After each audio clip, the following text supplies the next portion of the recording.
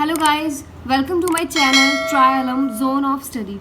Here I would like to tell you that I'm going to start making videos specially for the IELTS aspirant. So who want to crack it with their desired scores, just be with me.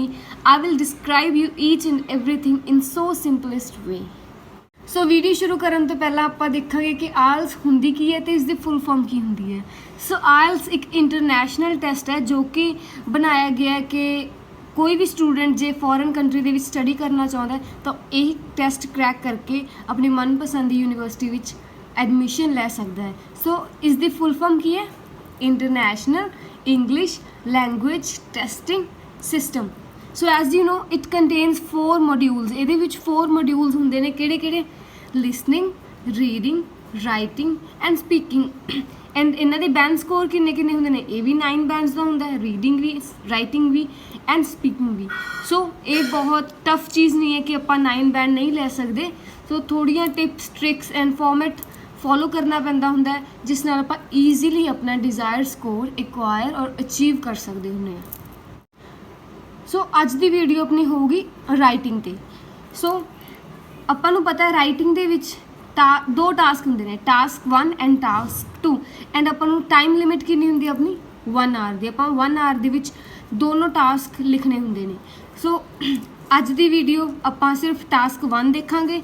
ਤਾਂ ਸਭ ਤੋਂ ਪਹਿਲਾਂ ਇਹ ਕਿੰਨੇ words ਦੀ ਆਪਣੀ limit ਹੁੰਦੀ ਹੈ? 150 words. And ਕਿੰਨਾ ਟਾਈਮ ਹੁੰਦਾ ਹੈ? ਕਿੰਨਾ ਟਾਈਮ ਕਿਹਾ ਜਾਂਦਾ ਹੈ? 20 ਮਿੰਟਸ, ਕਿਉਂਕਿ ਇਹ 150 ਮਿੰਟ ਦਾ ਟਾਸਕ 250 ਵਰਡਸ ਦਾ ਹੁੰਦਾ, ਇਸ ਲਈ ਇਹਦੇ ਲਈ ਆਪਾਂ ਨੂੰ ਕੀ ਕਿਹਾ ਜਾਂਦਾ ਵੀ ਤੁਸੀਂ 40 ਮਿੰਟ ਸਪੈਂਡ ਕਰੋ। ਤਾਂ ਫਿਰ ਬਟ ਮੈਂ ਕਹੂੰਗੀ ਕਿ 15 ਮਿੰਟ ਹੀ ਸਪੈਂਡ ਕਰੋ, ਕਿਉਂਕਿ 5 ਮਿੰਟ ਆਪਾਂ ਨੂੰ ਆਨਸਰ ਫਾਰਮ ਕਰਨ ਦੇ ਵਿੱਚ ਸਪੈਂਡ ਕਰਨੇ ਚਾਹੀਦੇ ਨੇ ਤਾਂ ਕਿ ਅੱਗੇ ਆਪਾਂ ਦੁਬਾਰਾ ਇਰੇਜ਼ ਕਰਨ ਦੀ ਗਲਤੀ ਨਾ ਕਰੀਏ। ਕਿਉਂਕਿ ਜੇ ਦੁਬਾਰਾ ਇਰੇਜ਼ ਕਰਦੇ ਹਾਂ ਤਾਂ ਆਪਣੀ ਸ਼ੀਟ ਵੀ ਗੰਦੀ ਹੁੰਦੀ ਹੈ ਅਤੇ ਥੋੜ੍ਹਾ ਮੈਸੀ ਜਿਹਾ ਲੱਗਦਾ। ਸੋ ਪਹਿਲਾਂ 5 ਮਿੰਟ ਪ੍ਰੋਪਰਲੀ ਉਸਨੂੰ ਪੜ੍ਹੋ ਐਂਡ ਤਾਂ ਅਰੇਂਜ ਕਰੋ ਐਂਡ ਫਾਰਮੈਟ ਕਿਸ ਤਰੀਕੇ ਨਾਲ ਕਿੱਥੇ ਕਿਹੜਾ ਸੈਂਟੈਂਸ ਲਿਖਣਾ ਜਾਂ ਕਿਵੇਂ ਤੁਸੀਂ ਟ੍ਰੈਂਡਸ ਲਿਖਣੇ ਨੇ ਉਹਨਾਂ ਨੂੰ ਪਹਿਲਾਂ ਧਿਆਨ ਨਾਲ ਦੇਖੋ ਅਤੇ ਫਿਰ ਆਪਣਾ ਆਨਸਰ ਲਿਖਣਾ ਸ਼ੁਰੂ ਕਰੋ। ਸੋ ਆਪਣੇ ਕੋਲ ਕਿਸ ਤਰੀਕੇ ਦੇ ਟਾਸਕ ਆਉਂਦੇ ਨੇ ਤਾਂ ਇਹਦੇ ਵਿੱਚ ਕੀ ਹੁੰਦਾ? ਸਭ ਤੋਂ ਪਹਿਲਾਂ bar graph, line graph, pie chart, table chart, map, process diagram, flow chart. So ਇਸ ਜੋ ਇਹਦੀਆਂ ਕੈਟਾਗਰੀਜ਼ ਨੇ ਜੋ ਟਾਸਕ 1 ਦੀਆਂ, ਇਹਨਾਂ ਦੇ ਵਿੱਚੋਂ ਆਪਾਂ ਨੂੰ ਆਪਣੇ ਐਗਜ਼ਾਮ ਦੇ ਵਿੱਚ ਇੱਕ ਟਾਸਕ ਦੇਖਣ ਨੂੰ ਮਿਲੂਗਾ। ਸੋ ਆਪਾਂ ਨੂੰ ਇਹ 150 ਵਰਡ ਦੇ ਵਿੱਚ ਲਿਖਣਾ ਹੋਵੇਗਾ ਐਂਡ ਤੁਸੀਂ ਇਹਨੂੰ ਪ੍ਰੋਪਰਲੀ ਐਵੇਂ ਨਹੀਂ ਵੀ 150 ਵਰਡ ਦੇ ਵਿੱਚ ਲਿਖਣਾ, ਤਾਂ ਹਮੇਸ਼ਾ ਟਾਰਗੇਟ ਕੀ ਰੱਖਣਾ ਆਪਣਾ 160 to 180 ਵਰਡਸ। ਸੋ ਹੁਣ ਚੱਲਦੇ ਹਾਂ ਇਸ ਦੇ ਫਾਰਮੈਟ ਦੇ ਉੱਪਰ। ਤਾਂ ਫਾਰਮੈਟ ਕੀ ਹੈ ਆਪਣਾ? ਸਭ ਤੋਂ ਪਹਿਲਾਂ ਲਿਖਣਾ ਕੀ ਹੁੰਦਾ? Introduction, then overall, body paragraph 1 and body paragraph 2। Body paragraph ਆਪਾਂ ਨੇ ਇੱਕ ਨਹੀਂ ਬਣਾਉਣਾ ਹਮੇਸ਼ਾ, ਚਾਹੇ ਟਾਸਕ 1 ਹੈ ਚਾਹੇ ਟਾਸਕ 2 ਹੈ, 2 ਪੈਰਾਗ੍ਰਾਫ ਘੱਟੋ ਘੱਟ ਬਣਾਉਣੇ ਹੀ ਹਨ। ਟਾਸਕ 1 ਦੇ ਵਿੱਚ ਇੱਕ ਬਣਾ ਕੇ ਨਹੀਂ ਛੱਡਣਾ ਕਿਉਂਕਿ ਉਹ ਥੋੜ੍ਹਾ ਅਜੀਬ ਲੱਗਦਾ, ਵੀਅਰਡ ਲੱਗਦਾ। ਆਪਾਂ ਇੱਕ ਹੀ ਇੰਨਾ ਬਲਕੀ ਜਿਹਾ ਪੈਰਾਗ੍ਰਾਫ ਬਣਾ ਦਿੰਦੇ ਹਾਂ ਤਾਂ ਉਹ ਰੀਡ ਕਰਨ ਦੇ ਵਿੱਚ ਬਹੁਤ ਬੋਰਿੰਗ ਜਿਹਾ ਲੱਗਦਾ ਹੈ। ਤਾਂ ਕਰਕੇ 2 ਪੈਰਾਗ੍ਰਾਫ ਮਸਟ ਨੇ ਤੁਹਾਨੂੰ ਬਣਾਉਣੇ ਜੇ ਤੁਸੀਂ ਇੰਪ੍ਰੈਸਿਵ ਬਣਾਉਣਾ ਚਾਹੁੰਦੇ ਹੋ ਆਪਣੀ ਰਾਈਟਿੰਗ। ਸੋ ਪਹਿਲਾਂ ਦੇਖਦੇ ਹਾਂ ਆਪਾਂ ਇੰਟਰੋਡਕਸ਼ਨ। ਇੰਟਰੋਡਕਸ਼ਨ ਦੇ ਵਿੱਚ ਕੀ ਲਿਖਣਾ ਆਪਾਂ? ਇਨਫੋਰਮੇਸ਼ਨ, ਜੋ ਵੀ ਇਨਫੋਰਮੇਸ਼ਨ ਪੁੱਛੀ ਹੋਊਗੀ ਜਿਸ ਤਰੀਕੇ ਦੀ ਵੀ, like sales of Coca Cola in America. ਤਾਂ ਕੀ ਹੈ? Sales of Coca Cola. ਆਪਾਂ ਨੂੰ ਇਨਫੋਰਮੇਸ਼ਨ ਕੀ ਹੈ, ਕਿਸ ਬਾਰੇ ਆਪਣਾ ਗ੍ਰਾਫ ਜੋ ਵੀ ਦਿੱਤਾ ਹੈ, ਚਾਹੇ ਲਾਈਨ ਹੈ ਚਾਹੇ ਬਾਰ ਹੈ, mean sale of Coca Cola. Second, country ਔਰ ਪਲੇਸ। ਜੇ ਤੁਹਾਨੂੰ ਕੰਟਰੀ ਜਾਂ ਪਲੇਸ ਮੈਂਸ਼ਨਡ ਹੈ ਤਾਂ ਤੁਸੀਂ ਉਹ ਆਪਣੇ ਇੰਟਰੋਡਕਸ਼ਨ ਦੇ ਵਿੱਚ ਵੀ ਜ਼ਰੂਰ ਲਿਖਣੀ ਹੈ। ਦੈਨ ਥਰਡ, ਈਅਰ, ਇਹ ਕੋਈ ਵੀ ਟਾਈਮ ਪੀਰੀਅਡ ਦਿੱਤਾ ਉਹ ਵੀ ਪ੍ਰੋਪਰ ਮੈਂਸ਼ਨ ਕਰਨਾ ਹੈ। Then last is data mention ਕਰੋ, ਕੋਈ ਪਰਸੈਂਟੇਜ ਹੈ, ਮਿਲੀਅਨ, ਨੰਬਰਸ ਹੈ, ਜੋ ਵੀ ਹੈ ਉਹ ਵੀ ਤੁਸੀਂ ਮੈਂਸ਼ਨ ਕਰੋਗੇ। ਜਦੋਂ ਤੁਸੀਂ ਇਹ ਸਾਰੀਆਂ ਚੀਜ਼ਾਂ ਇੰਟਰੋਡਕਸ਼ਨ ਦੇ ਵਿੱਚ ਲਿਖੋਗੇ ਨਾ ਤਾਂ ਤੁਹਾਡਾ ਜੋ ਵੀ ਟਾਸਕ ਹੋਊਗਾ, ਤੁਹਾਡੀ ਰਾਈਟਿੰਗ ਹੋਊਗੀ ਬਹੁਤ ਇੰਪ੍ਰੈਸਿਵ ਹੋਊਗੀ। ਮੇਰੇ ਕੋਲ ਇੱਕ ਸੈਂਪਲ ਆਨਸਰ ਹੈ ਜਿਸ ਦੇ ਵਿੱਚ ਮੈਂ ਤੁਹਾਨੂੰ ਇੰਟਰੋਡਕਸ਼ਨ ਦਿਖਾਊਂਗੀ ਵੀ ਕਿਸ ਤਰੀਕੇ ਨਾਲ ਲਿਖਣੀ ਹੈ। ਹੁਣ ਆਪਾਂ ਦੇਖੋ ਤੁਹਾਡੇ ਸਾਹਮਣੇ ਆਪਾਂ ਨੂੰ ਕੀ ਇਨਫੋਰਮੇਸ਼ਨ ਦਿੱਤੀ ਹੈ? The graph below shows how people buy music.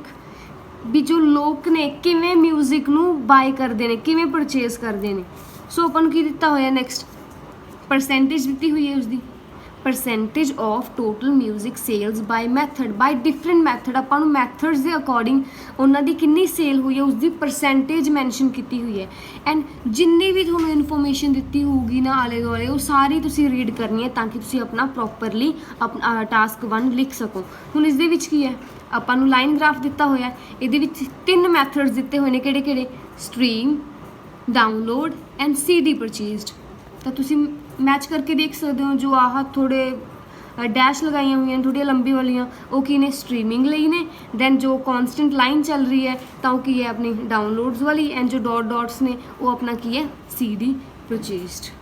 अगली चीज़ की दी हुई अपन टाइम पीरियड दिता हुआ कितने तो अपन 2011 तो लैके 2018 तक तो जिस तरीके मैं तुम्हें पहला दसे भी की कुछ मैंशन करना है सब तो पहला इन्फॉर्मेशन सो आप इन्फॉर्मेशन मैंशन करते हैं the given line graph line graph है जो तो उस तो बाद अपन की शो कर रहे हैं इन्होंने इतने शो लिखा हुआ अपने को बहुत सारे वर्ड्स होंगे ने जो आप इसनों रिप्लेस करके इसके सिनोनिम्स ऐड कर सकते हैं जिवें इत्थे मैं लिखा है इलस्ट्रेट एंड इस तरीके के होर भी बहुत सारे वर्ड्स ने फॉर एग्जाम्पल आप लिख सकते हैं द गिवन बार ग्राफ या line graph depicts illustrates shows implies describe elaborate and explains. अगर तो सिंगुलर है जो आप बार ग्राफ लिख रहे हैं जो तो सिंगुलर है तो उसके विच की आ जूगी डिपिक्ट्स आ जूगा एस लग जूगी। अगर वो प्लूरल ने 2 ग्राफ दिते हुए ने तो आप ग्राफ्स पा के उरे डिपिक्ट लिखांगे पहला सो आ वर्ड्स तुसी यूज़ कर सकते हो।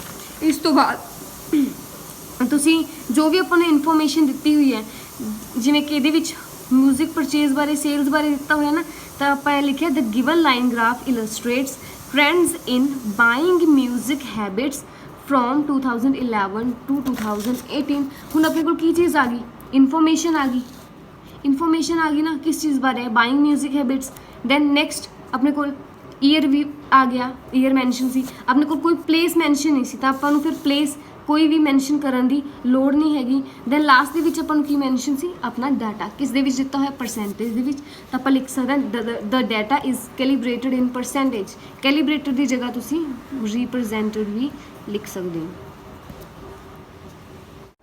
तो हम देखते हैं इंट्रोडक्शन तो बाद की मैंशन करना होंगे आप ओवरऑल लिखना होंगे ओवरऑल दे विच की लिखते हैं आप सारे ट्रेंड्स जो कुछ भी हो रहा कोई चीज़ बढ़ रही है कोई घट रही है कितने फ्लक्चुएशन होगी जस्ट एक ओवरऑल पिक्चर अपन शो करनी होंगी है ताकि आप ओवरऑल पढ़ के एक तरह प्रिडिक्ट कर सकते हैं भी की सिचुएशन चल रही है अपने ग्राफ दे विच कि हर एक ट्रेंड मैंशन होना चाहिए। बट एक चीज़ जो तुसी ध्यान दे विच रखनी है कि आप डाटा कदे भी मैंशन नहीं करना अपने ओवरऑल दे विच कदे भी आप ईयर्स मैंशन कर सकते हैं बट डाटा बिल्कुल भी नहीं मैंशन करना हैगा।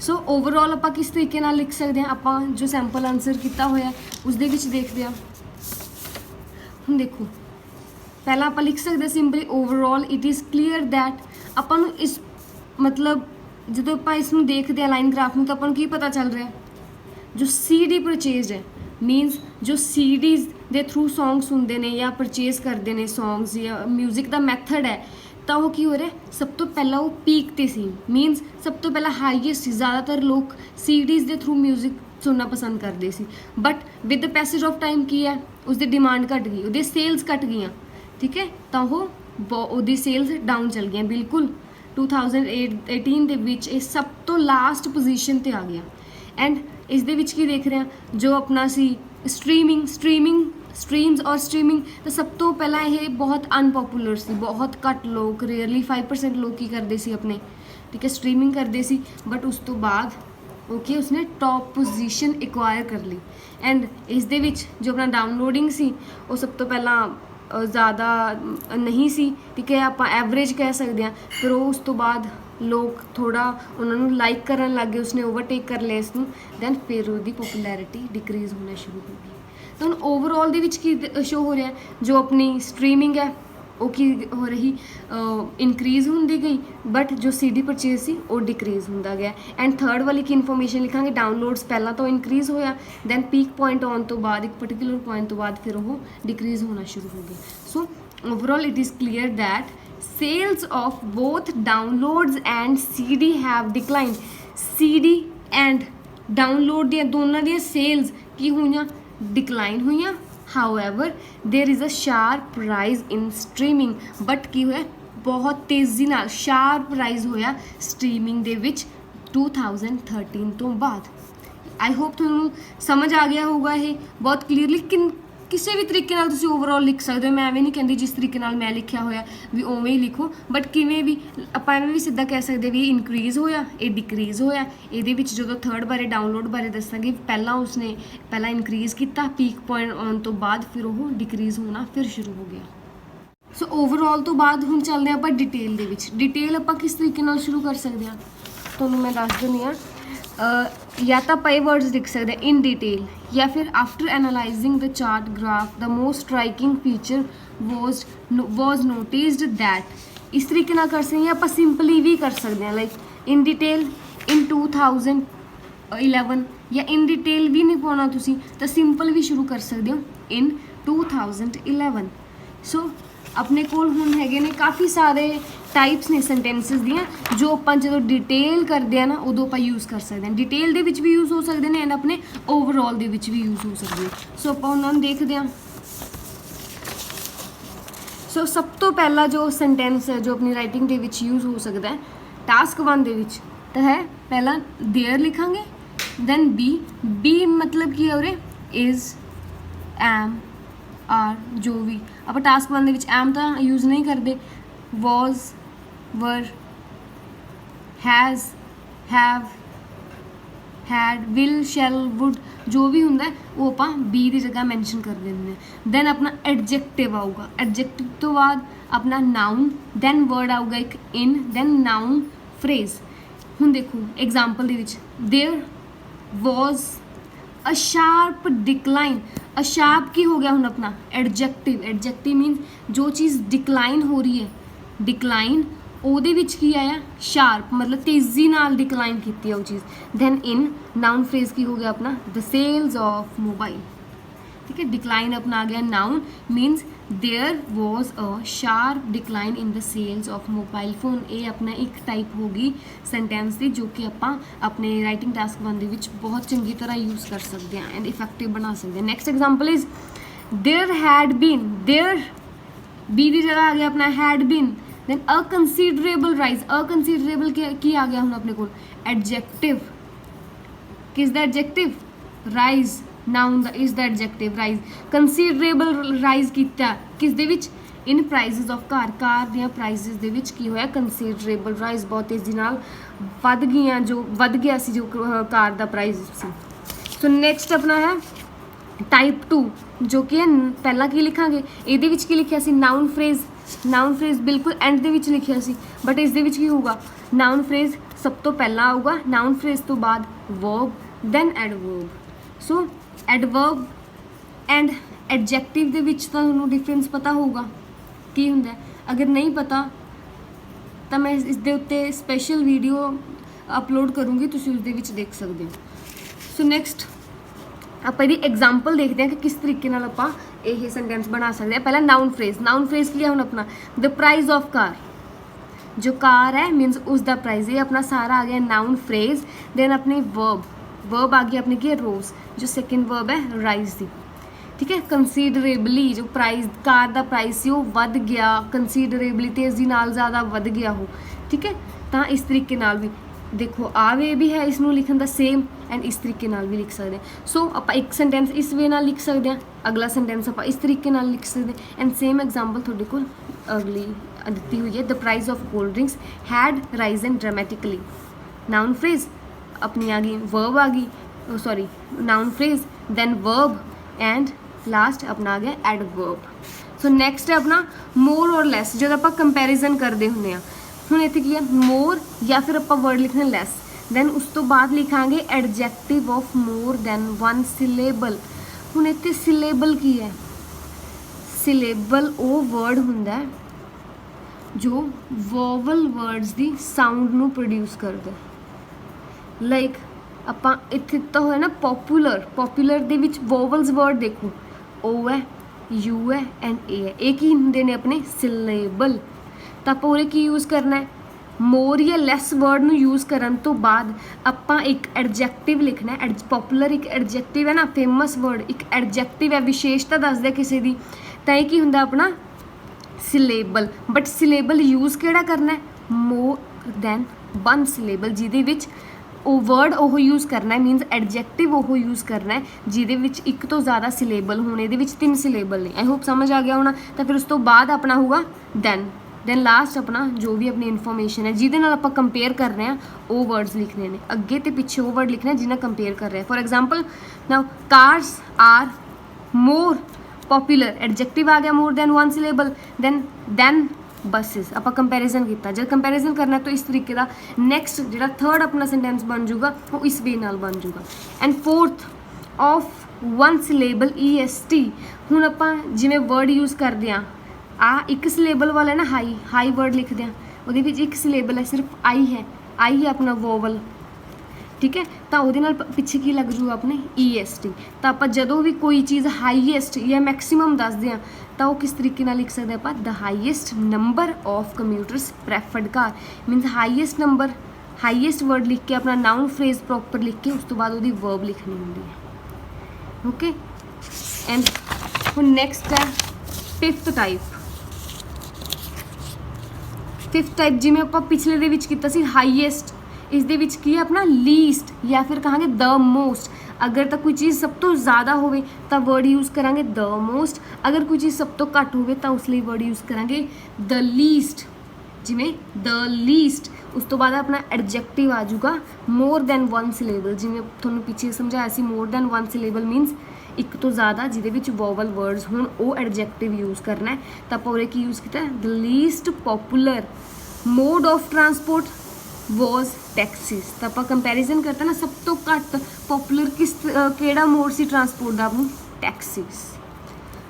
सो नैक्सट होर वैरायटी लियाउण लई आपां इन्हां दे विच की कर सकते हैं, रिस्पैक्टिवली वाले सेंटेंस ऐड कर सकते हैं, फॉलोड बाय वाले सेंटेंस ऐड कर सकते हैं, एक डिफरेंस बिटवीन वाला ऐड कर सकते हैं। जो आप सारे सेंटेंस कंबाइन करके एक टास्क 1 दे विच लिख देंगे हैं ना तो अपना बहुत वैरायटी आ जाती है, अपने सेंटेंस डिफरेंट हो जाते हैं। तो इंप्रैसिव बनता जो भी अपना आंसर आता है, आप सैंपल आंसर जो भी लिखते हैं। तो आप देखते हैं रिस्पैक्टिवली किमें यूज़ करते हैं। For example the number of tourist visit India in 2001, 2002, 2003 were 10,000, 12,000 and 14,000 रिस्पैक्टिवली।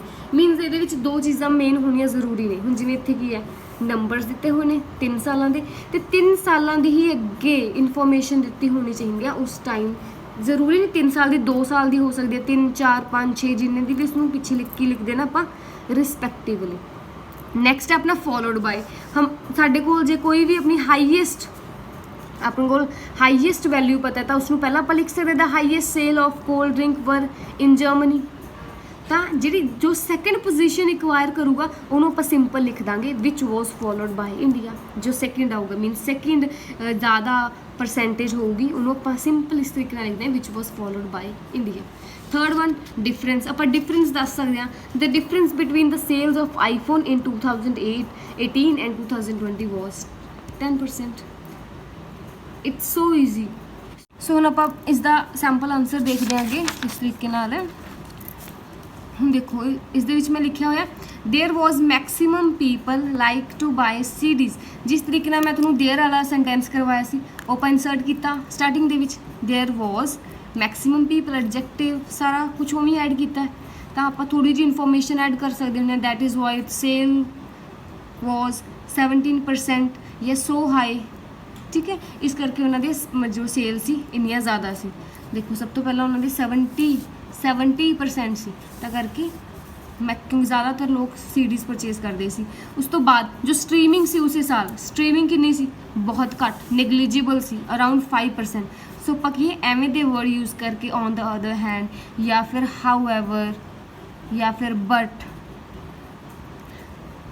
आप अपनी नैक्सट जो नाल कंट्रास्ट करना है या फिर आप लिख सकते हैं इन कंट्रास्ट करना हो तो उस तो ओपोजिट ट्रेंड वाली चीज़ लिख सकते हैं। हुण इत्थे की सी सीडी सब तो ज़्यादा सी बट सब तो घट कौन सी, तो आप लिख सकते streaming was less popular at only 5%। जो कि स्ट्रीमिंग घट पॉपुलर सी, सिर्फ परसेंटेज कितनी सी 5%। उस तो बाद ਆਪਾਂ ਦੇਖਦੇ ਹਾਂ ਇੱਕ ਆਲਦੋ ਦੇ ਸੈਂਟੈਂਸ ਵੀ ਜੇ ਹੋ ਸਕਦਾ ਤਾਂ ਹਰ ਇੱਕ ਆਪਣੇ SA1 ਐਂਡ ਜੋ ਟਾਸਕ 1 ਐਂਡ ਟਾਸਕ 2 ਦੋਨਾਂ ਦੇ ਵਿੱਚ ਬਣਾਇਆ ਕਰੋ। ਸੋ ਇਸ ਦੇ ਵਿੱਚ ਕਿਵੇਂ ਹੈ, ਹੁਣ ਆਪਾਂ ਦੇਖਦੇ ਹਾਂ ਡਾਊਨਲੋਡਿੰਗ ਵਾਲੀ, ਕਿਉਂਕਿ ਆਪਾਂ ਦੋ ਤਾਂ ਮੈਂਸ਼ਨ ਕਰਦੇ ਹਾਂ, ਡਾਊਨਲੋਡਿੰਗ ਰਹਿ ਗਈ। Although people had started downloading music it only represented 35%। ਚਾਹੇ ਲੋਕਾਂ ਨੇ ਡਾਊਨਲੋਡ ਕਰਨੇ ਸ਼ੁਰੂ ਕਰਤੇ ਬਟ ਇਹਨਾਂ ਨੇ ਕਿੰਨਾ ਪਰਸੈਂਟੇਜ ਸ਼ੋ ਕੀਤੀ ਹੈ 45 ਆਊਗਾ ਇੱਥੇ, ਤਾਂ 45% ਲੋਕਾਂ ਨੇ ਹੀ ਕੀ ਹੈ ਡਾਊਨਲੋਡ ਕਰਨ ਲੱਗੇ ਨੇ ਹਜੇ। ਬਟ ਉਸ ਤੋਂ ਬਾਅਦ ਕੀ ਹੈ, ਜੋ ਸੇਲ ਸੀ 2011 ਤੋਂ ਬਾਅਦ ਜੋ ਸੇਲ ਸੀ ਆਪਣੀ CDs ਦੀ 11 ਤੋਂ ਬਾਅਦ CD ਦੀ ਸੇਲ ਸੀ ਉਹ ਕੀ ਹੋਣ ਲੱਗੀ ਸੀ, ਘਟਣ ਲੱਗ ਗਈ ਸੀ। ਤਾਂ ਆਪਾਂ ਇਸ ਨੂੰ ਕੀ ਕਹਿ ਸਕਦੇ ਹਾਂ ਆਫਟਰ ਦੈਟ। ਤਾਂ ਉਸ ਤੋਂ ਬਾਅਦ ਦੀ ਜਦ ਇਨਫੋਰਮੇਸ਼ਨ ਦੇਣੀ ਹੈ ਤਾਂ ਇਸ ਤਰੀਕੇ ਦੇ ਤੁਸੀਂ ਕਨੈਕਟਰ ਯੂਜ਼ ਕਰ ਸਕਦੇ ਹੋ ਤਾਂ ਕਿ ਆਪਣੀ ਲਿੰਕੇਜ ਆਪਣੇ ਵਧੀਆ ਲੱਗੇ, ਇੰਪ੍ਰੈਸਿਵ ਲੱਗੇ। ਤਾਂ ਆਪਾਂ ਕੀ ਕਹਾਂਗੇ, sales of CDs begin falling. ਤਾਂ ਕੀ ਹੋ ਗਿਆ ਸੀ, CD ਦੀਆਂ ਸੇਲਸ ਕੀ ਹੋਣ ਲੱਗ ਗਈਆਂ ਸੀ, ਘਟਣ ਲੱਗ ਗਈਆਂ ਸੀ। But downloading started rising. But ਦੀ ਜਗ੍ਹਾ ਜਾਂ ਕੰਪੇਅਰ ਕਰਨ ਵੇਲੇ ਆਪਾਂ ਕੌਮਾ ਵੀ ਲਗਾ ਸਕਦੇ ਹਾਂ ਤਾਂ ਕਿ ਆਪੋਜ਼ਿਟ ਟ੍ਰੈਂਡ ਸ਼ੋ ਹੋ। But downloading started rising. ਤੇ ਇੱਕ ਚੀਜ਼ ਹੋਰ, ਅਗਰ ਤੁਸੀਂ ਇੱਥੇ ਮੈਂ ਸਿੱਧਾ ਲਿਖਤਾ ਨਾ ਬਿਗਨ ਫਾਲਿੰਗ, ਅਗਰ ਬਿਗਨ ਫਾਲਿੰਗ ਨਹੀਂ ਲਿਖਣਾ ਤਾਂ ਤੁਸੀਂ ਬਿਗਨ ਟੂ ਫਾਲ ਲਿਖ ਸਕਦੇ ਹੋ। ਐਂਡ ਇੱਥੇ ਕੀ ਹੈ, ਰਾਈਜ਼ਿੰਗ ਸਟਾਰਟਡ ਟੂ ਰਾਈਜ਼ ਲਿਖ ਸਕਦੇ ਹੋ। ਉਹ ਤਾਂ ਜੇ ਆਪਾਂ ਵਰਡ ਲਿਮਿਟ ਘਟਾਉਣੀ ਹੋਵੇ ਐਂਡ ਆਪਾਂ ਆਪਣੇ ਜ਼ਿਆਦਾ ਵਰਡਸ ਐਡ ਕਰਨੇ ਹੋਣ, ਆਪਣੇ ਜ਼ਿਆਦਾ ਆਈਡੀਆਜ਼ ਦੇਣੇ ਹੋਣ ਤਾਂ ਆਪਾਂ ਵਰਡਸ ਨੂੰ ਕੰਟਰੈਕਟ ਕਰਨ ਲਈ ਆਪਾਂ ਇਸ ਤਰੀਕੇ ਦੇ ਜ਼ੀਰੈਂਡ ਯੂਜ਼ ਕਰ ਲੈਣੇ ਆ। ਸੋ ਨੈਕਸਟ ਇਸ ਤੋਂ ਬਾਅਦ ਦੇਖਦੇ ਹਾਂ 2013 ਦੇ ਵਿੱਚ ਦੇਖੋ CDs ਨੂੰ ਕਿਹਨੇ ਓਵਰਟੇਕ ਕਰ ਲਿਆ ਸੀ, ਡਾਊਨਲੋਡਸ ਨੇ ਓਵਰਟੇਕ ਕੀਤਾ ਸੀ ਨਾ, ਜ਼ਿਆਦਾ ਲੋਕ ਕੀ ਕਰਨ ਲੱਗੇ ਸੀ, ਡਾਊਨਲੋਡ ਕਰਨ ਲੱਗੇ ਸੀ। ਸੋ ਇੱਥੇ ਇਸ ਤਰੀਕੇ ਦੀ in 2013 downloads had overtaken the sales of CDs। ਤਾਂ ਆਪਣੀ ਜੋ ਮੈਂ ਨੈਕਸਟ ਟਾਈਪ ਸਮਝਾਈ ਸੀ ਤੁਹਾਨੂੰ ਉਹਦੀ ਸੈਂਟੈਂਸਿਸ ਦੀ, ਤਾਂ ਉਹ ਯੂਜ਼ ਹੋ ਰਹੀ ਹੈ, downloads had overtaken the sales of CDs। then during the same period streaming became double। ਤਾਂ 2013 ਦੇ ਵਿੱਚ ਜੋ ਸਟਰੀਮਿੰਗ ਸੀ ਆਲਮੋਸਟ ਡਬਲ ਹੋ ਗਈ ਸੀ। ਪਹਿਲਾਂ 5 ਸੀ ਤਾਂ ਉਰੇ ਆਪਣੀ ਕੀ ਹੋ ਗਈ ਸੀ 10% ਹੋ ਗਈ।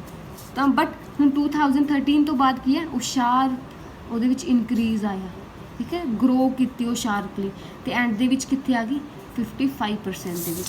ਸੋ ਆਪਾਂ ਐਵੇਂ ਲਿਖ ਸਕਦੇ ਹਾਂ ਬਟ from 2013 onwards ਮੀਨਸ ਉਸ ਤੋਂ ਬਾਅਦ ਸੇਲਸ ਕੀ ਹੈ ਡਰਾਮੈਟਿਕਲੀ ਰਾਈਜ਼ ਹੋਈਆਂ, ਡਰਾਮੈਟਿਕਲੀ ਗ੍ਰਿਊ ਹੋਈਆਂ, ਠੀਕ ਹੈ। ਤੇ ਉਸ ਤੋਂ ਬਾਅਦ ਜਿਹੜੇ ਡਾਊਨਲੋਡ ਸੀ ਉਹਨਾਂ ਨੇ 2013 ਦੇ ਵਿੱਚ ਆਪਣੀ ਕੀ ਸੀ, ਪੀਕ ਪੁਆਇੰਟ 'ਤੇ ਆ ਗਏ ਸੀ। ਤਾਂ ਆਪਾਂ ਇੱਥੇ ਮੈਂਸ਼ਨ ਕਰ ਸਕਦੇ ਹਾਂ ਡਾਊਨਲੋਡਸ ਗੋਟ ਪੀਕ ਇਨ 2013 ਜੋ ਕਿ ਕਿੰਨੇ ਪਰਸੈਂਟ ਸੀ, ਅਰਾਊਂਡ 53%।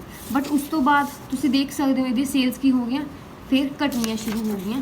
ਸੋ ਵਾਈਲ ਵੇਅਰ ਵੀ ਵਰ but decreased to 40% in 2018 ਤੱਕ ਆਉਂਦੇ ਉਹ ਕੀ 40% ਰਹਿ ਗਈਆਂ ਸੀ। ਐਂਡ ਜੋ CDs ਦੀ ਸੇਲ ਸੀ ਉਹ ਬਿਲਕੁਲ ਹੀ 25% ਤੱਕ ਆ ਗਈ। ਸਿੰਪਲ ਇਸ ਨੂੰ ਲਿਖ ਸਕਦੇ ਹਾਂ stream sales of CD remained only 25% while streaming had leading position means first position। ਤਾਂ streaming ਤੁਸੀਂ ਦੇਖ ਰਹੇ ਹੋ ਉਸਨੇ ਕੀ ਲਿਆ first position ਐਂਡ ਲਾਸਟ ਤੇ ਕਿੱਥੇ ਤੱਕ ਆ ਗਈ ਸੀ ਆਪਣੀ 55% ਤੱਕ। ਸੋ ਇਹ ਸੀ ਆਪਣਾ task 1। So I hope properly and clearly ਸਭ ਨੂੰ ਸਮਝ ਆ ਗਿਆ ਹੋਊਗਾ ਤੇ ਹੁਣ ਤੁਹਾਨੂੰ ਕੋਈ ਵੀ ਦਿੱਕਤ ਨਹੀਂ ਹੋਊਗੀ ਜੇ ਤੁਸੀਂ ਲਾਈਨ ਗ੍ਰਾਫ ਜਾਂ ਕੋਈ ਵੀ ਆਪਣਾ ਟਾਸਕ 1 ਐਕਸਪਲੇਨ ਕਰੋਗੇ। ਸੋ ਜੇ ਤੁਹਾਨੂੰ ਵੀਡੀਓ ਪਸੰਦ ਆਈ ਤਾਂ like, comment, subscribe and share ਕਰਨਾ ਨਾ ਭੁੱਲਿਓ।